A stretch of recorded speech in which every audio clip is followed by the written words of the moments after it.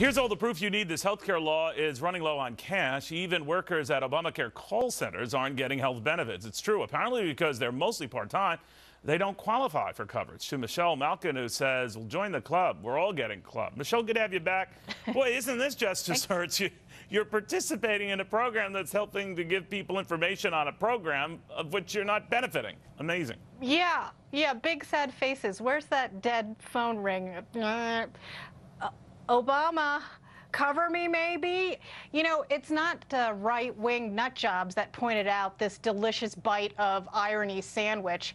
It was actually one of the call center employees who noted that it was very pathetic that they would be working to advise other people about how to get health coverage that they do not have.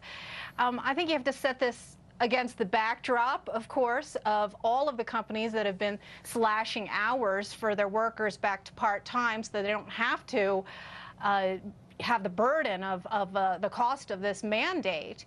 But there's also a decision that's being made by county governments across the country that are accepting this devil's bargain of creating the illusion of having new jobs by creating these call centers, but then having to contend with the long-term government and taxpayer costs of sustaining these things after they're done their task. But you know what's weird about this, Michelle? The way this was pitched, for example, to one Colorado county that's being studied is that these are going to be a lot of jobs. You're going to be grateful for all the jobs. And left out of the details is that these part-time jobs would be largely the case and that they would not come with benefits, which would have been obviously a very different sell for a law and how you implement a law that was sold pretty much the same way, with smoke and mirrors.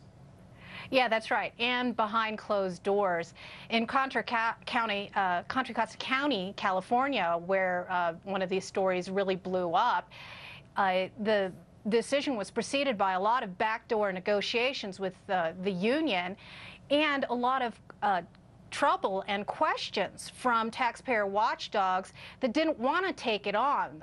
The Contra Costa County Center is one of three that's going to be run by the state, and in that case, it's state funded. I mean, this doesn't even give you a taste of the picture of all of the federal call centers that are being funded by a $530 million one-year contract to a company called Vangent.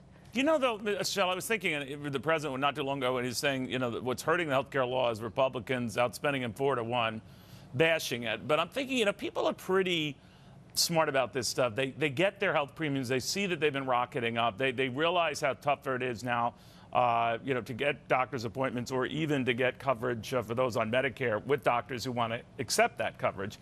So they see for themselves how life is changing, oftentimes very, very quickly, and oftentimes with a high cost. Yeah, better late than never. Of course, a lot of these consequences were already in motion even before the ink was signed, and all of the dire impact on not only their access to health care, but the quality of health care that they do have left.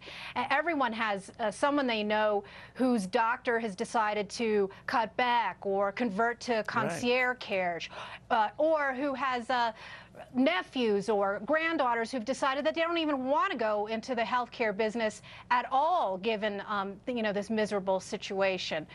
So what's happening to the call center operators is really just a small part of this large Titanic. One ringy-dingy, two ringy-dingies. Michelle, in the meantime, I'm going to put you down as a maybe on the healthcare law, but it's very good having you again. Be well. You too. You do. Michelle Malkin. All right.